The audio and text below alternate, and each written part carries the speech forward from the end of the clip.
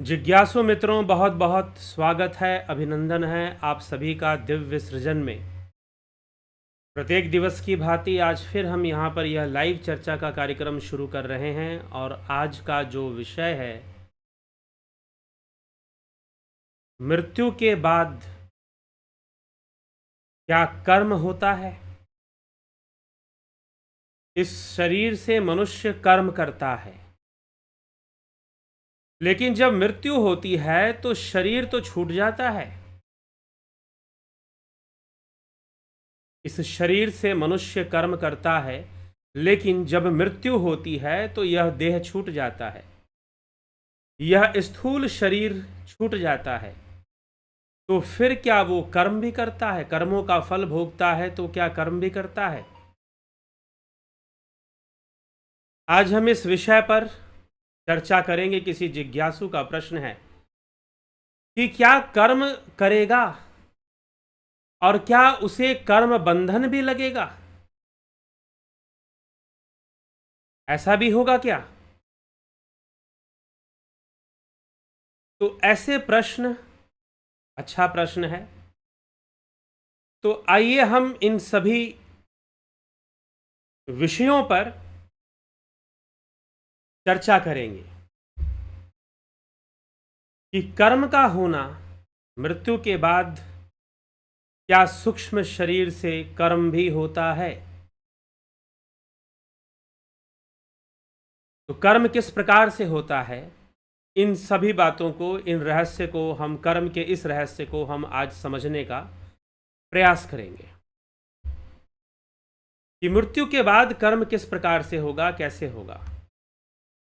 जी हाँ, मृत्यु के बाद कर्म, सूक्ष्म शरीर रहेगा तो सूक्ष्म शरीर से कर्म होगा कि नहीं होगा, जरूर होगा। कर्म अवश्य होगा, लेकिन कर्म कैसे, किस प्रकार से, क्या बिल्कुल वैसा ही कर्म होगा जैसे मनुष्य अभी कर रहा है, वैसे ही होगा क्या। इसमें सबसे पहले यह समझना जरूरी है कि कर्म की उत्पत्ति कैसे होती है। कर्म की उत्पत्ति कैसे होती है। श्री कृष्ण जन्माष्टमी का पर्व है और भगवान श्री कृष्ण कर्म सिद्धांत को ही समझा रहे हैं श्रीमद् भगवद गीता में।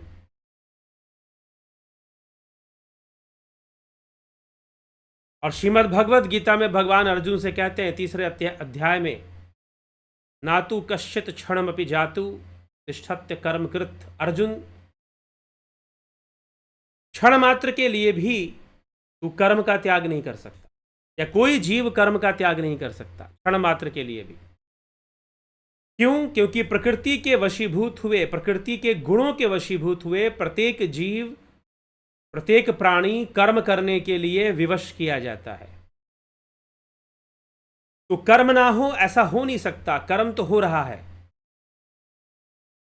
उठते बैठते, सोते जागते, आंखों को मीचते, आंखों को खोलते, श्वास लेते, श्वास छोड़ते, कर्म हो रहा है। तो कर्म के से परे जा पाना जीव के लिए, साधारण जीव के लिए संभव नहीं है। इसलिए तू ये मत बोल कि मैं कर्म नहीं करूंगा। तू चाहे जो भी करे, युद्ध करेगा तो भी कर्म है और कर्म का बंधन है, और युद्ध नहीं करेगा तो भी कर्म होगा और तो भी कर्म का बंधन होगा। दोनों ही अवस्थाओं में कर्म बंधन तो होगा। यह भगवान श्री कृष्ण का उपदेश है।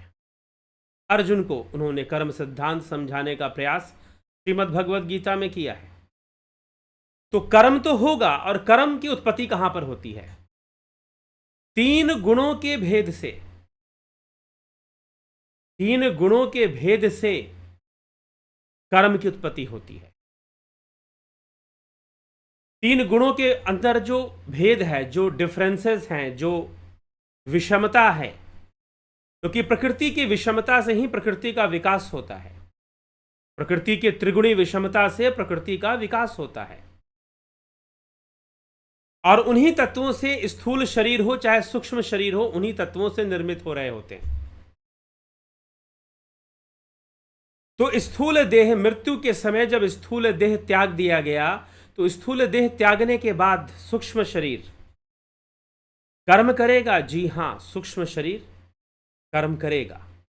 हाँ ठीक है, उसके कर्म वैसे नहीं होंगे जैसे कि स्थूल शरीर में है, लेकिन कर्म का बंधन तो है उसे, कर्म का बंधन तो है उसे। तो सूक्ष्म देह में जाने के बाद भी वो कर्म करेगा और उन कर्मों के बंधन में भी पड़ेगा। अब कर्म किस आधार पे करेगा?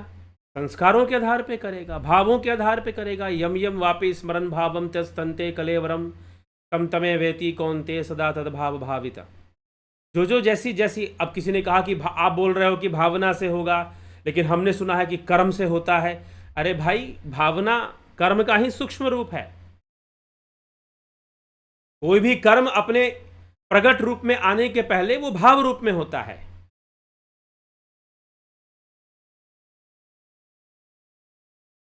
तो भावना होगी, भावना मतलब उसकी वृत्तियां, उसके संस्कार जैसे बन गए हैं वैसी तो भावना होगी, और वो अपने भावनाओं के वशीभूत ही, भावों के वशीभूत ही अपने आगे की यात्रा करेगा।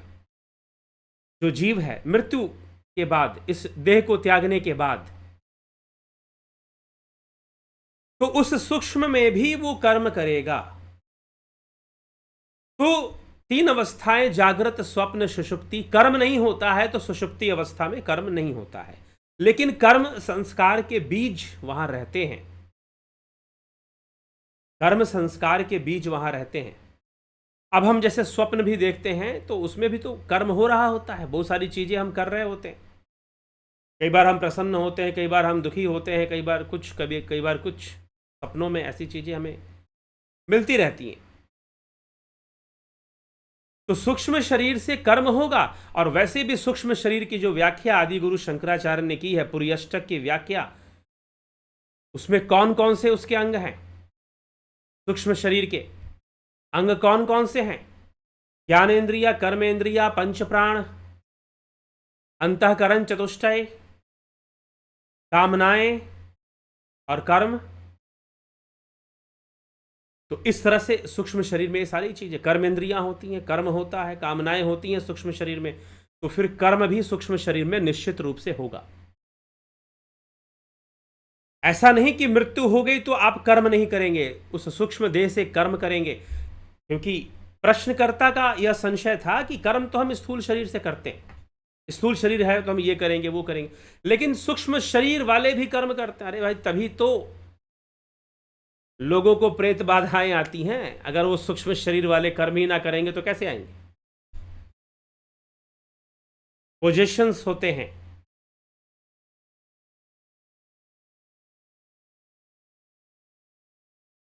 ठीक है, पोजेशंस होती हैं। तो कर्म तो होगा, सूक्ष्म शरीर से भी कर्म होगा। ऐसा नहीं कि सूक्ष्म शरीर से कर्म नहीं होगा। तो जहां पर यह स्थिति है वहां कर्म का अस्तित्व है। कर्म का अस्तित्व सुषुप्ति अवस्था में भी है, बस कर्म वहां क्रियाशील अवस्था में नहीं रहता, संस्कार रूप में रहता है। सुषुप्ति अवस्था में कर्म जो है संस्कार रूप में विद्यमान रहता है, बीज रूप में। कर्मों का बीज संस्कार हुआ करते हैं, संस्कारों से नए नए कर्म उत्पन्न हुआ करते हैं। तो बीज रूप में कर्म तो होगा ही होगा सुषुप्ति में भी। तो इसीलिए सूक्ष्म शरीर से कर्म होगा। और ऐसी कई कहानियां हैं, ऐसी कई कथाएं हैं जहां पर इसका प्रमाण मिलता है। कहते हैं कि राजा नहुष हुए थे, उन्होंने कठोर तपस्या की, कठोर तपस्या कर कर उन्होंने इस स्थूल देह को छोड़ा। और कहते हैं कि वो इंद्र की, मतलब कि नहुष स्वयं जो है अपनी पहचान के साथ वो इंद्र की गद्दी पर जाकर बैठ जाते हैं, उन्हें इंद्र की गद्दी मिल जाती है। अब जब इंद्र की गद्दी मिल जाती है, उनकी तपस्या के वशीभूत सप्त ऋषि उनकी पालकी उठाने आते हैं कि भाई इसने इतनी कठोर तपस्या की है, चलो इसकी पालकी हम उठाएंगे। सप्त ऋषि उसकी पालकी उठाते हैं, लेकिन नहुष देखता है कि ये सप्त ऋषि मेरी सेवा कर रहे हैं, और वो अहंकार में आकर ऋषियों का अपमान करता है। ऋषियों का अपमान करता है, कर्म करता है ना, अपमान करने का कर्म करता है, और उसे श्राप मिलता है कि जाओ तुम फिर से टेढ़ी योनियों में तुम्हारा जन्म होगा, जैसा तुम्हारा व्यवहार है वैसे ही योनियों में तुम जाओगे। तुम सर्प की योनि में जाओगे और सर्प की योनि में राजा नहुष को गिरना पड़ता है, पतन को प्राप्त करना पड़ता है। तो कर्म किया तभी तो हुआ। इसलिए कर्म का सिद्धांत कार्य करता रहेगा, क्योंकि सूक्ष्म शरीर में मृत्यु उपरांत जो सूक्ष्म देह रहता है उसमें भी गुणों की विषमता बनी हुई है, अभी उसकी मुक्ति नहीं हुई है। कर्मों से मुक्त अवस्था मात्र जो है योगी जो समाधि को प्राप्त कर लेते हैं उन्हें कर्मों से मुक्त अवस्था प्राप्त होती। योगी जो ज्ञान अग्नि को प्रकट करते हैं, भगवान श्री कृष्ण कहते हैं यथे धांसी समिधोर अग्नि भस्मसात कुरुते अर्जुन, ज्ञान अग्नि सर्वकर्माणि भस्मसात कुरुते तथा। हे अर्जुन, जिस प्रकार से यथे धांसी समिधोर अग्नि भस्मसात कुरुते अर्जुन, जिस प्रकार से यथे धांसी समिधोर समिधा की अग्नि भस्मसात होती है, भस्मसात कुरुते अर्जुन, हे अर्जुन भस्मसात होती है, वैसे ही ज्ञान अग्नि सर्वकर्माणि, ज्ञान अग्नि से सारे कर्म भस्म होने शुरू हो जाते हैं। ठीक है, सारे कर्म भस्म होने शुरू हो जाते हैं। तो यह इसको हम स्पष्ट कर लें कि कर्म से मुक्ति का मार्ग तो ज्ञान का मार्ग है, योग का मार्ग है। योग का मार्ग है कि योगियों के लिए कर्म नहीं होता।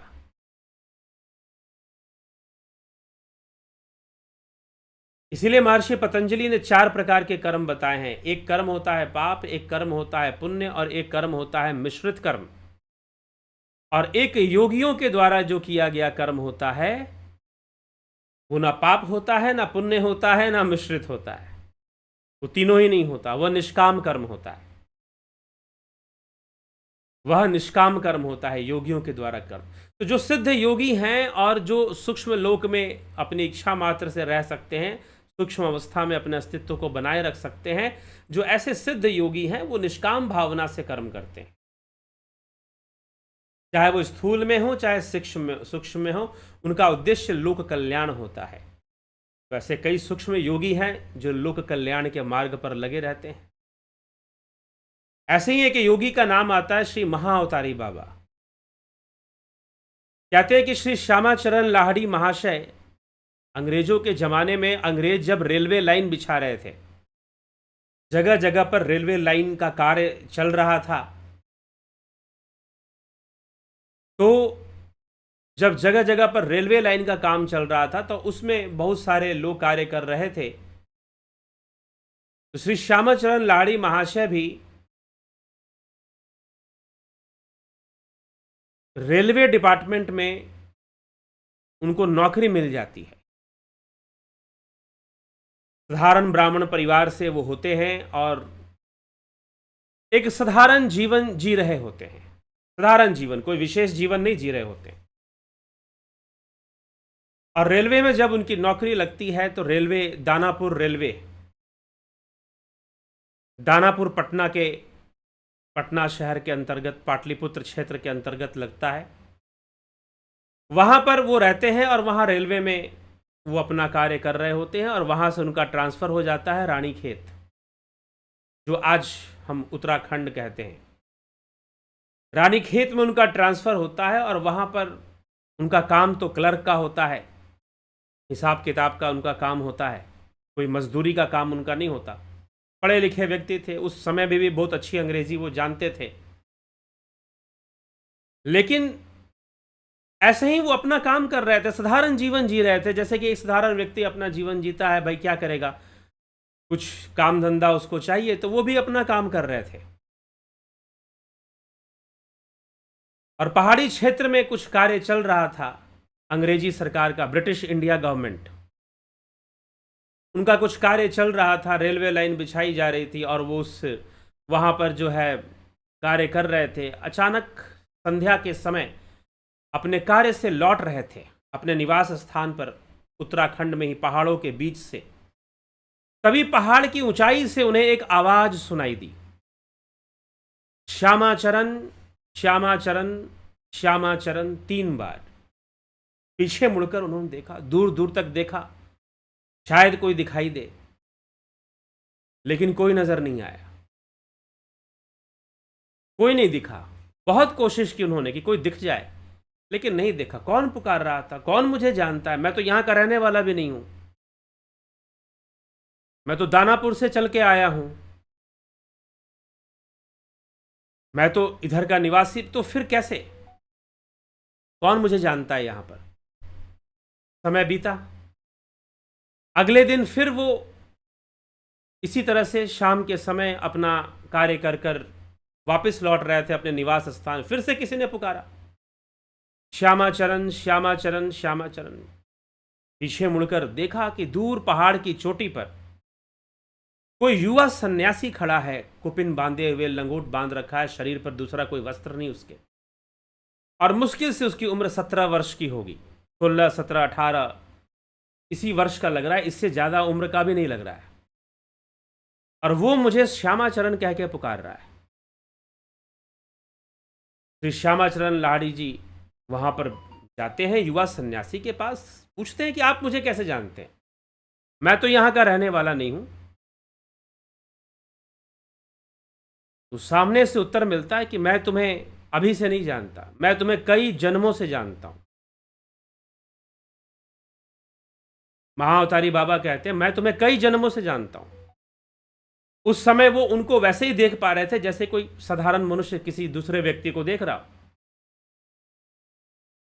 मैं तुमको इस समय से नहीं, कई जन्मों से मैं तुम्हें जानता हूं, आओ चलो मैं तुम्हें ले चलता हूं।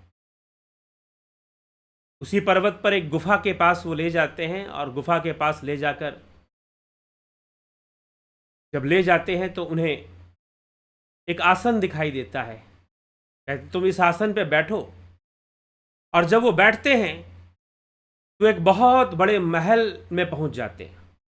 उनका स्थूल शरीर वहीं पर है, लेकिन सूक्ष्म शरीर से एक बहुत बड़ा महल, वहाँ तमाम सुख सुविधाएं हैं, वो सब देखते हैं। फिर अपने पिछले जन्मों को देखते हैं और समझ जाते हैं कि वो किससे मिल रहे हैं, और उनके चरणों में गिरकर कहते कि गुरुदेव, अब मैं आपको छोड़कर कहीं जाना नहीं चाहता हूं, मैं अब अपने घर नहीं जाऊंगा, मैं आपके साथ ही जीवन बिताऊंगा। पिछले जन्म में भी मैं आपका साथी साथ रहा हूं, तो इस जन्म में भी मुझे अपना साथ दीजिए। तब महाअवतारी बाबा मना कर देते हैं, कहते कि नहीं, इस बार नहीं, क्योंकि तुम्हें अपने घर जाना है, और घर जाकर गृहस्थी में रहते हुए तुम्हें योग मार्ग पर सिद्धियों को प्राप्त करके प्रमाणित करना है। क्योंकि बहुत सारे ऐसे पंथ हैं उस समय, जिस समय श्यामाचरण लाहिड़ी महाशय हुए, ऐसे बहुत सारे पंथ थे जहां पर बहुत भारी संख्या में सन्यासी हुआ करते थे। गोरखनाथ संप्रदाय था, दूसरे अन्य भी कई संप्रदाय थे, जहां पर सन्यासियों की संख्या, अगर किसी को भक्ति करना है, अगर किसी को मुक्ति चाहिए, तो वो भाई घर बार छोड़ो और सन्यास ले लो, ऐसे परंपरा चल पड़ी थी। योगी बनने का मतलब था कि गृहस्थी का त्याग कर दो और चल पड़ो, ऐसी परंपरा चल पड़ी थी। तो और बहुत दिनों तक, अगर आज से अभी भी अगर हम देखें, अगर सामान्य रूप से आप किसी को कह दें कि भाई मुझे तो ईश्वर की प्राप्ति करनी है, मुझे तो कैवल्य की प्राप्ति करनी है, वैराग्य की प्राप्ति करनी है, भाई घर बार छोड़ो,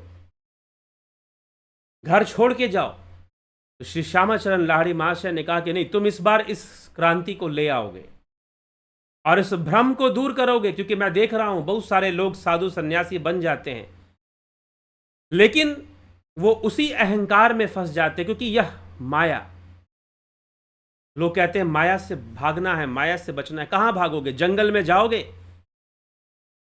वो भी माया का ही रूप है। पहाड़ों पे जाओगे, वो भी माया का ही रूप है। कहां भागोगे?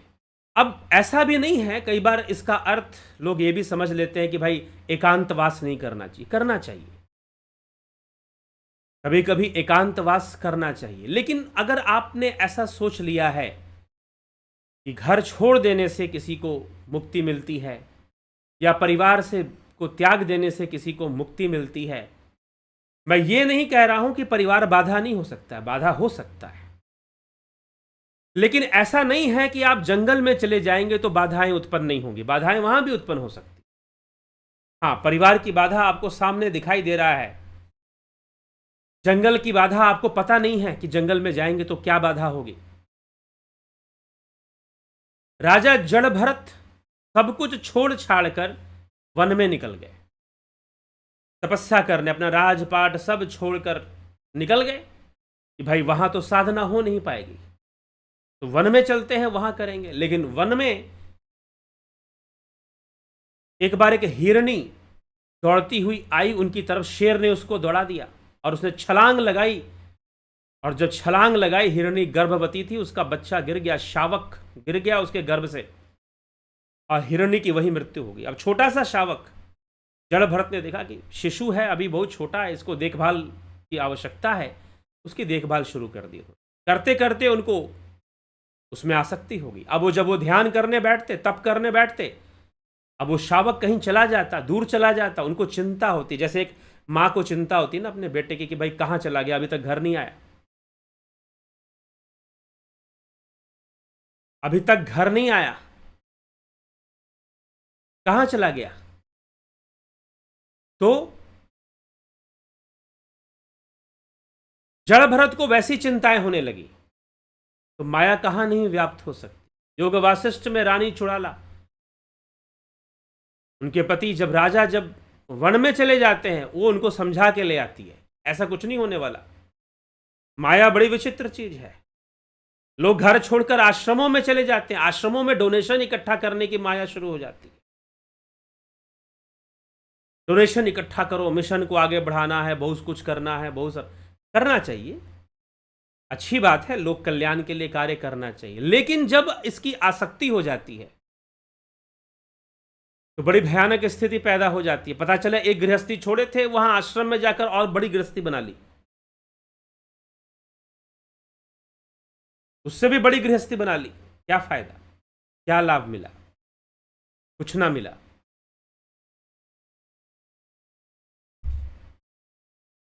सेवा के नाम पर फिर धन इकट्ठा करना और उसके लिए पैतरे करना, बहुत तरह के पैतरे इस्तेमाल करना, तो इस तरह से चलना शुरू हो जाता है। तो माया बड़ी विचित्र चीज है। तो श्री श्यामाचरण लाहिड़ी महाशय, महाअवतारी बाबा, यही उनको शिक्षा देते हैं कि ऐसा नहीं है कि वन में माया नहीं है, या किसी गुरु आश्रम में माया नहीं है, या संस्थाओं में, आश्रमों में वहां चले जाएंगे सब कुछ छोड़ के, वहां माया नहीं काम कर रही है।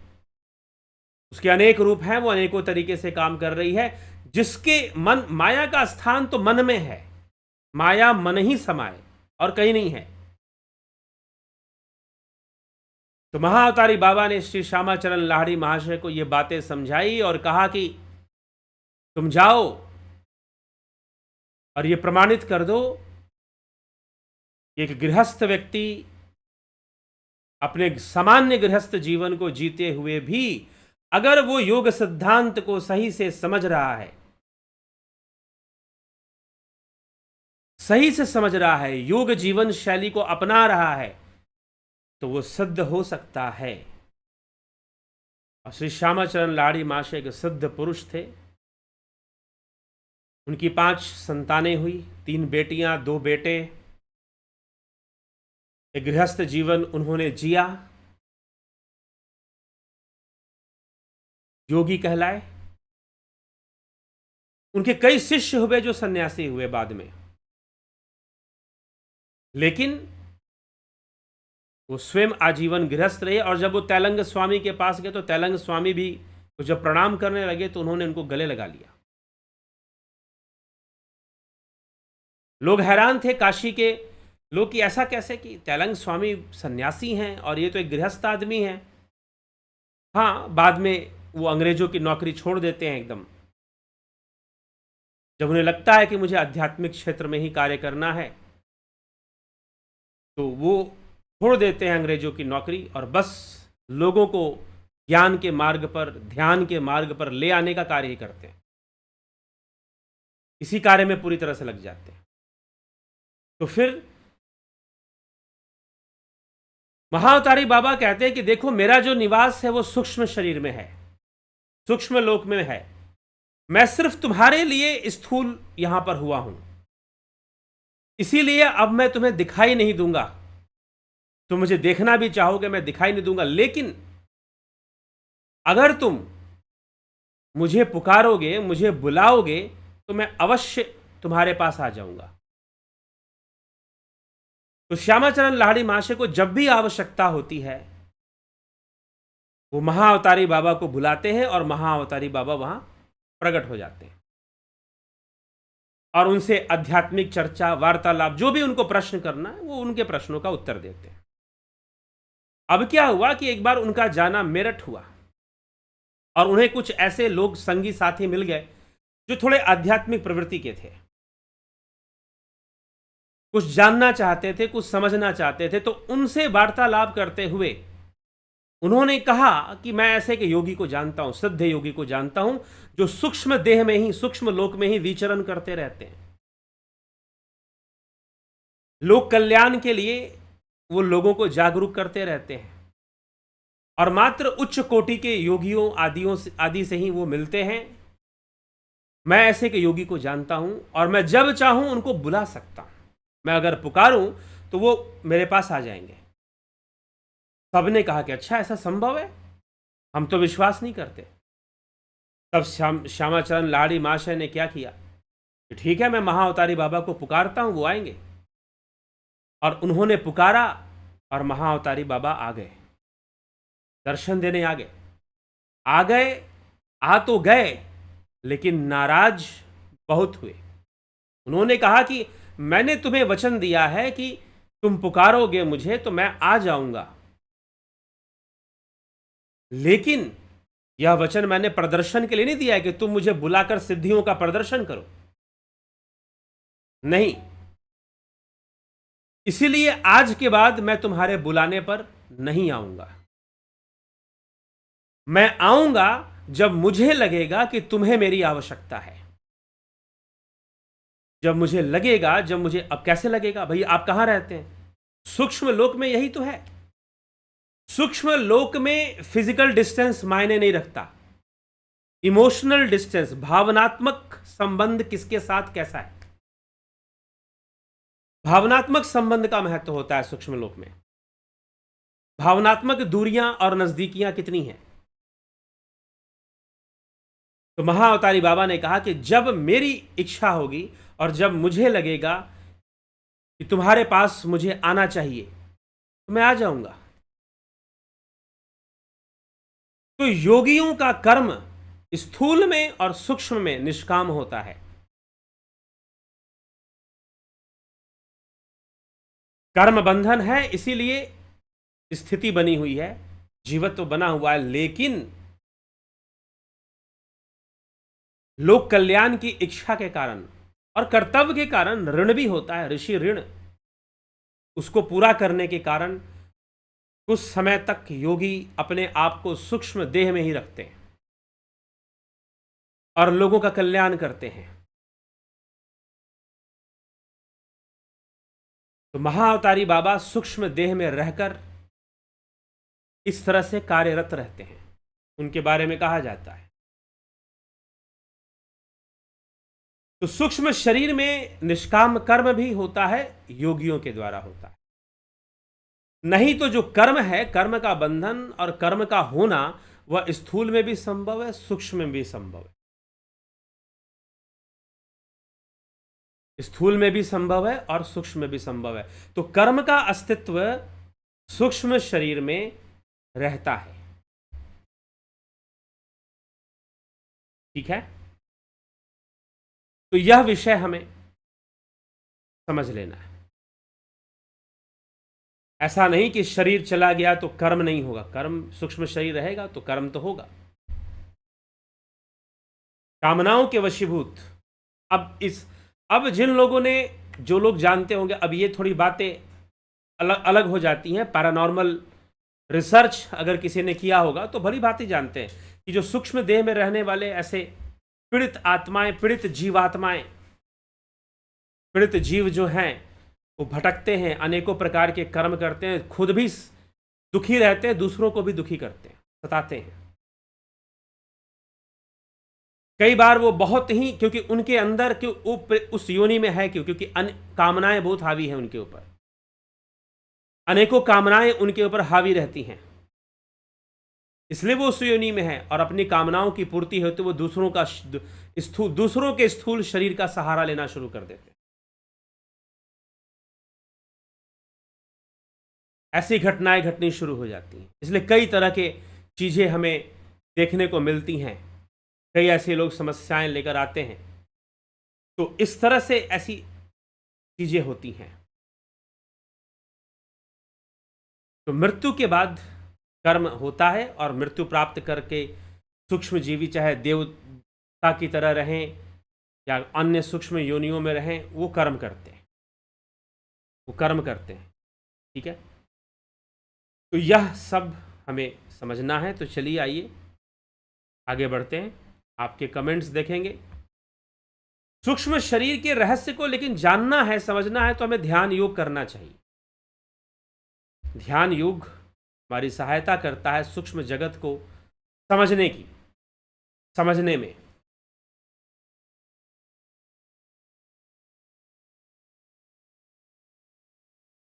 ठीक, समझने में हमारी सहायता करता है।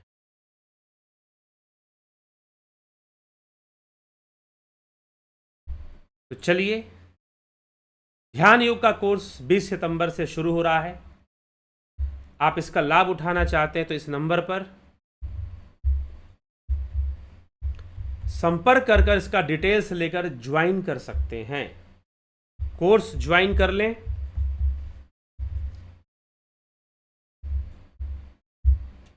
कोर्स आप ज्वाइन कर सकते हैं, और ज्वाइन कर 20 तारीख से ये कोर्स फिर शुरू हो जाएगा। आप इसका लाभ उठा सकते हैं। इसी तरह ध्यान योग के साथ प्राकृतिक चिकित्सा का भी यह कोर्स होता है। प्राकृतिक चिकित्सा का जो कोर्स है, आपको बताएं, यह कोई सर्टिफिकेट कोर्स नहीं है। कुछ लोग सर्टिफिकेट मांगते हैं, हम सर्टिफिकेट दे भी सकते हैं, ऐसी बात नहीं है। आपको सर्टिफिकेट हम इशू कर सकते हैं, लेकिन वो जो सर्टिफिकेट होगा वो इस बात के लिए नहीं होगा कि आप फर्दर जो है कोई इंस्टीट्यूट चला सके प्राकृतिक चिकित्सा का, या आप प्राकृतिक चिकित्सा का कोई कार्य कर सके। उसके लिए आपको एजुकेशनल सर्टिफिकेट, चाहे वो एकेडमी का सर्टिफिकेट आपको लगेगा। ठीक है, ट्रेनर का सर्टिफिकेट लगेगा। ये जो कोर्स है, ये सामान्य ऐसी विधियां प्राकृतिक चिकित्सा की जो आप अपने लेवल पर अपने घर में भी कर सकते हैं और उससे लाभान्वित हो सकते हैं। प्रभावशाली क्रियाएं होती हैं कई प्राकृतिक चिकित्सा की, जो मोटापा, ओबेसिटी को कम करने में, कोलेस्ट्रॉल को कम करने में, ब्लड शुगर, हाई बीपी, इन सब चीज़ों में बहुत लाभ पहुंचाती है। कई तरह की बीमारियों को, इम्यूनिटी पावर को स्ट्रांग करती हैं। प्राकृतिक चिकित्सा में ऐसी कई क्रियाएं होती हैं, कई टेक्निक्स होती हैं। तो उनको बताया गया है एक व्यक्ति के लिए कि वो अपने स्वास्थ्य का ध्यान रखे। हाँ, वो किसी को बता सकता है, जरूर किसी की सहायता कर सकता है, लेकिन अगर आप नेचुरोपैथी का इंस्टीट्यूट चलाना चाहते हैं, आप चाहते हैं कि मैं कोई इंस्टीट्यूट खोलूं और नेचुरोपैथी का इंस्टीट्यूट चलाऊं, तो यह कोर्स उसके लिए नहीं है। ठीक है, यह कोर्स आपकी व्यक्तिगत जानकारी, और अगर हम सर्टिफिकेट इशू भी करेंगे तो हम कैसा सर्टिफिकेट इशू करेंगे, उस सर्टिफिकेट में मेंशन करना पड़ेगा हमें, this is not for trainer. ये कोई ट्रेनर सर्टिफिकेट नहीं है ये। ठीक है, ये बस कि आपने एक कोर्स किया है, अपने नॉलेज के लिए किया है, अपने ज्ञान, आप उस नॉलेज को किसी से शेयर करते करिए, नो इश्यू, नो प्रॉब्लम। हाँ, अगर मैं आपको करवा रहा हूं तो मेरे पास है सर्टिफिकेट नेचुरोपैथी का, तभी करवा रहा हूं आपको। मैंने किसी संस्था से उसको सीखा, किया, और उसका सर्टिफिकेट है। तो लेकिन ये जो कोर्स दिया जाता है, इसलिए नहीं दिया जाता कि आप इस कोर्स को कर आपको मैं सर्टिफिकेट दे दूं और फर्दर जो है आप एक इंस्टीट्यूट खोल लें नेचुरोपैथी का। Not for that purpose. उसके लिए आपको अच्छी पढ़ाई करनी पड़ेगी।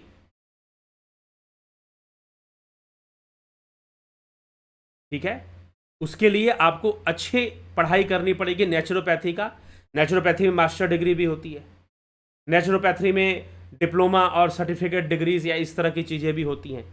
तो आपको एक अच्छी पढ़ाई उसमें करनी पड़ेगी, तो जाकर आप, क्योंकि इसके बहुत सारे और भी पार्ट होते हैं, और भी चीज़ें होती हैं, प्रैक्टिसेस होती हैं।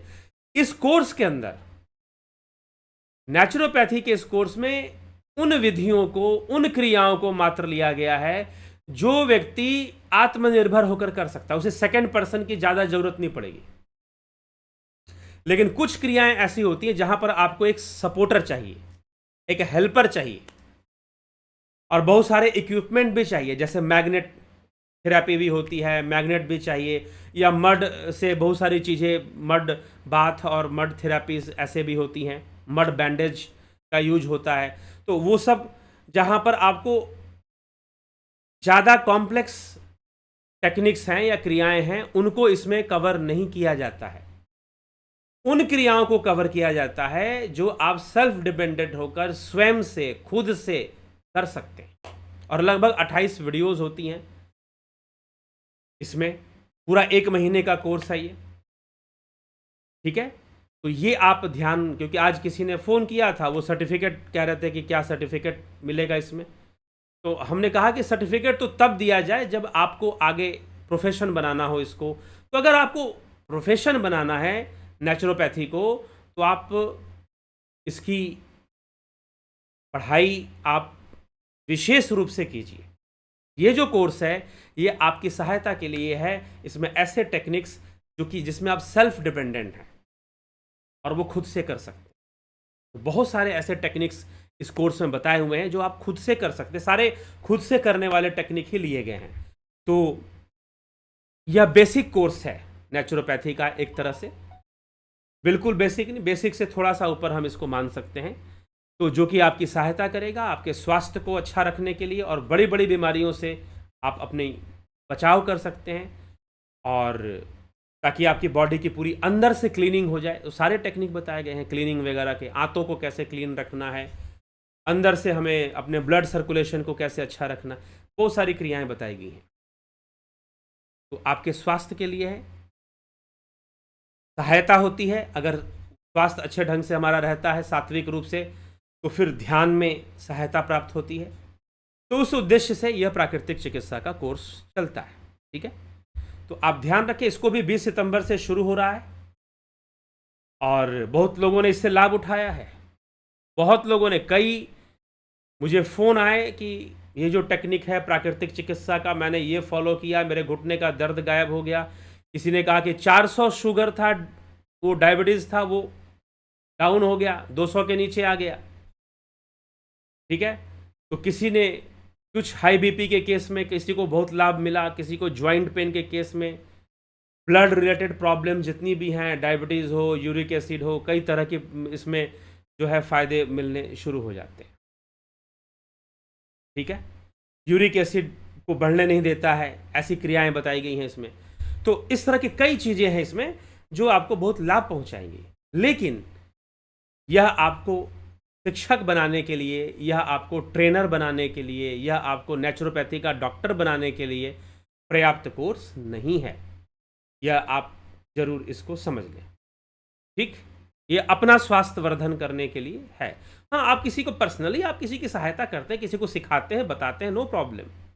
लेकिन आप सोचेंगे कि मैं मास ग्रुप में लोगों को समझाऊं, सिखाऊं, एक इंस्टीट्यूट खोल दूं, तो for that purpose this course is, यह जो कोर्स है उस पर्पस के लिए नहीं है, ठीक है। इसलिए हम ऐसा सर्टिफिकेट भी नहीं दे सकते आपको, ठीक है। तो समझें इस चीज़ को। दर्शन का कोर्स, फिलोसफी का कोर्स, यह जो कोर्स है आपको जो है हमारे जो फिलोसफिकल व्यूज़ हैं उसको क्लियर करता है, कॉन्सेप्ट्स को क्लियर करता है।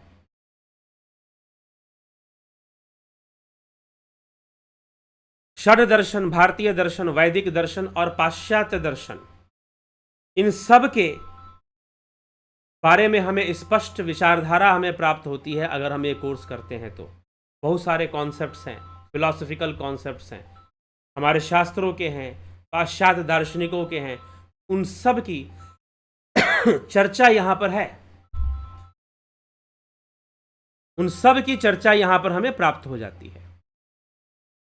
तो ये दर्शन का कोर्स बहुत ही लाजवाब कोर्स है और जो लोग करते हैं बहुत ही इसका लाभ उठाते हैं, आनंदित होते हैं, उनको लगता है कि हाँ हमें कुछ विशेष मिला है, हमें कुछ विशेष पता चला है। तो बड़े बड़े फिलोसोफर, चाहे पश्चिम के हो, पाश्चात्य दार्शनिक हो, चाहे भारतीय दर्शन भी है, पाश्चात्य दार्शनिक, सब इसमें सम्मिलित है। तो आप इसका भी लाभ उठा सकते हैं, जरूर लाभ उठाएं। और साथ में यह yoga teacher course, YCB yoga teacher course, जी हाँ यह सर्टिफिकेट कोर्स है, लेकिन इसमें सर्टिफिकेट हम आपको नहीं देंगे, भारत सरकार आपको देगी। हम क्या करेंगे, भारत सरकार जो इसके लिए परीक्षा लेती है, आयुष मंत्रालय योगा सर्टिफिकेशन बोर्ड इसकी परीक्षा लेती है, लेकिन इस सिलेबस को पढ़ाने के लिए आप यूनिवर्सिटी कॉलेज में कहीं एडमिशन लेने की आवश्यकता नहीं है। आप इस सिलेबस को पूरा पढ़ लेंगे और परीक्षा दे देंगे, पास हो जाएंगे, वाइवा प्रैक्टिकल होगा उसमें पास हो जाएंगे, आपको सर्टिफाई कर दिया जाएगा, you are a yoga teacher. और उसकी वैल्यू है, एकेडमिक वैल्यू है उसकी, आप स्कूल कॉलेज कहीं पर भी आपको नौकरी भी मिल सकती है एज ए योगा टीचर। लेकिन इसकी पढ़ाई के लिए आपको किसी कॉलेज में या यूनिवर्सिटी में एडमिशन लेने की जरूरत नहीं है। या तो आप खुद से पढ़िए या फिर कोई कोच हो जो आपको कोचिंग दे दे। तो एक तरह से यह जो कोर्स है योगा टीचर, यह एक कोचिंग की तरह है, योगा टीचर ट्रेनिंग कोर्स। ठीक, preparation for YCB yoga teacher exam, theory and practical, इन दोनों के लिए यह कोर्स, आप थ्योरी और प्रैक्टिकल दोनों की तैयारी करवा दी जाएगी। आप थ्योरी के लिए भी तैयार हो जाएंगे, प्रैक्टिकल के लिए भी तैयार हो जाएंगे और आप एग्जाम दे सकते हैं। वैसे किसी ने मुझे पूछा कि हमें एग्जाम नहीं देना, फिर क्या हम ये कोर्स का क्या लाभ होगा? योग का बहुत अच्छा ज्ञान आपको हो जाएगा और एक प्रोफेशनलिज्म, एक प्रोफेशनल योगा जो आजकल चल रहा है, योगा एक बहुत ही ग्रोइंग फील्ड है आज के टाइम में, लेकिन उसके साथ एक मॉडर्निटी का जुड़ना, एक आधुनिकता का जुड़ना भी जरूरी है कि लोग टेक्नोलॉजी का यूज़ करना जाने, लोग थोड़ा सा अंग्रेजी बोलना भी समझे जाने और अपने आप को बहुत अच्छे से प्रेजेंट कर सके, मॉडर्न नॉलेज के साथ अटैच कर कर योगा को प्रेजेंट कर सके, उसके लिए हम ट्रेन हो सके।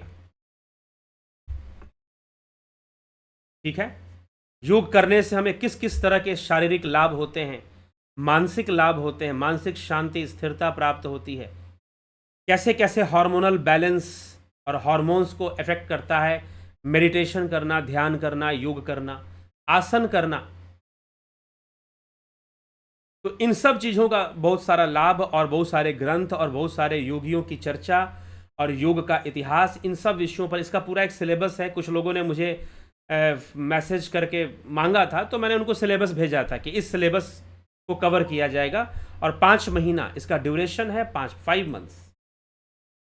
5 मंथ्स में ये कोर्स कंप्लीट होगा और इसकी फ़ी है 11,000। ठीक, तो 5 मंथ्स में ये कोर्स, और ये बिल्कुल आपको एम्प्लॉयमेंट देने वाला कोर्स है ये।